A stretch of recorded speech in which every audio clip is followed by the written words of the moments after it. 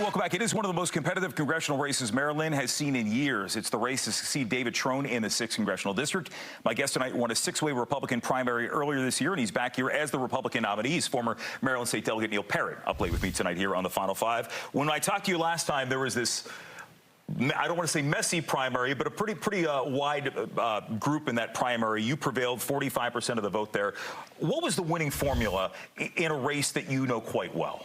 Well, I was very, very thankful to have over 45% of the race with 7 people running, and that was a real blessing. You know, people have seen me for years. I've been a Maryland State Delegate for 12 years, and they've seen me really work hard for the citizens in Washington County and throughout the whole region with different issues that I've tackled to try and help people throughout the district and throughout the region. So I was really pleasantly surprised to see that number, but very thankful that people see that what I've done over the years, and I continue to work for the people of this district. This is your third shot at the seat. The first time in 2020, you lost to David Trone, 59-39, but in 2022, it was tight. It was 55-45%.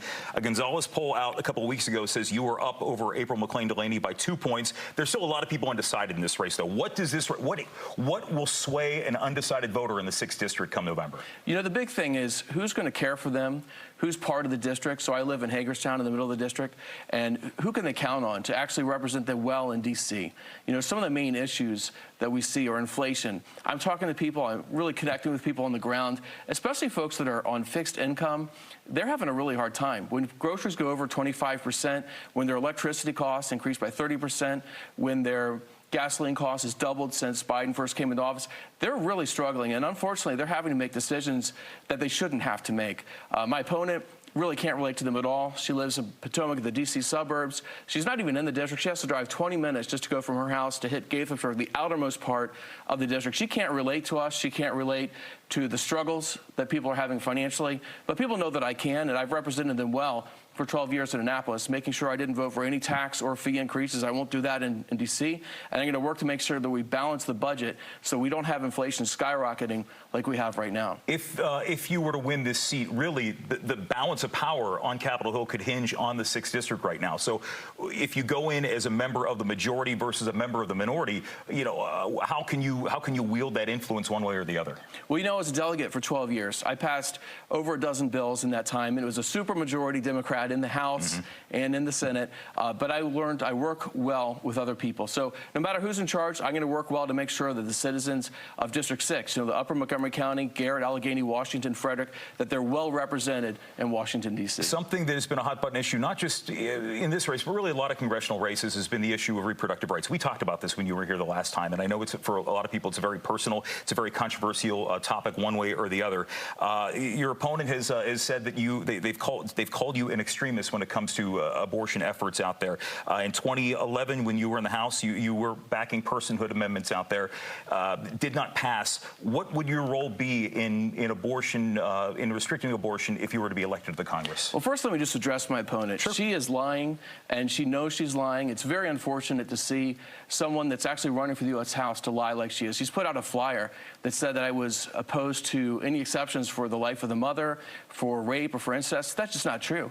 The bill that I had before, it was at 20 weeks. And there were those exceptions, and I believe in those exceptions. But let's talk about what's really happening. She's using this as a scaremongering tactic to say it's going to really matter in D.C. What really matters, actually, in Maryland is it's on the ballot. This whole decision of abortion has been returned to the states. And since it's returned to the states are going to decide how this issue of abortion is decided. Neither side is going to get 60 votes in the U.S. Senate. I really agree with Nikki Haley when she had a debate a little while ago. Yeah. And she mentioned that. You know, it doesn't matter what your position is. The fact is, nothing's going to change on abortion at the federal level. At the state levels, very, very different. Sure. That's where it's controlled. And so my opponent, this is one of her big issues. But it, in fact, is not going to be decided by Congress at all. And she knows that, and yet she's trying to just gain votes by pushing this issue, really, and unfortunately lying her way to try and win this. And she has a megaphone. She has a lot of money that she's dumping into it. Not nearly the same as David Trone. Not even close. Exactly. And so that's why we're ahead by 2 points. I think people see that I care about people, that I care about the inflation, I care about bringing jobs back to Western Maryland, especially manufacturing jobs, and I care about that border. We've got to close the border. Right now we're seeing fentanyl just come unrestricted into our country, and it's killed 2,000 Marylanders in 1 year. This cannot continue. What do you do? What do you do in that case then? Because there was the border bill that I believe you and I talked about when it was scuttled back then. What do you do in Congress to change that? Is it a matter of closing the border, as President Trump has mentioned? We've got to secure the border. There's Does that no mean other closing exception. it, though? Does that mean closing the border? Because Well, President Trump has called for that. Well, secure the border means we're going to have a wall. Okay. We're going to have electronic surveillance above the wall, below the wall. We're going to secure that border, and we're going to let people come into the country legally who should be here. If you're not coming in legally, you're not coming in. There's drugs, they're not coming in. And the human trafficking, just a horrific story that people are taking advantage of. That needs to be stopped as well. Let me ask you one more thing before I let you go, because there was a story that came out last week. It was the 19th News. They unearthed something that you said in the House in 2020 when it came to strengthening domestic violence laws. I want to play the clip real quick, and I just want to get what you were talking about on the back end. Sure. Okay. In common law in Maryland, it's already against the law to rape your wife. That's no question about that. It's against the law. But we're talking like fourth-degree offense. I mean, you just pat them in the wrong way, they take it sexually inappropriately. That's marriage.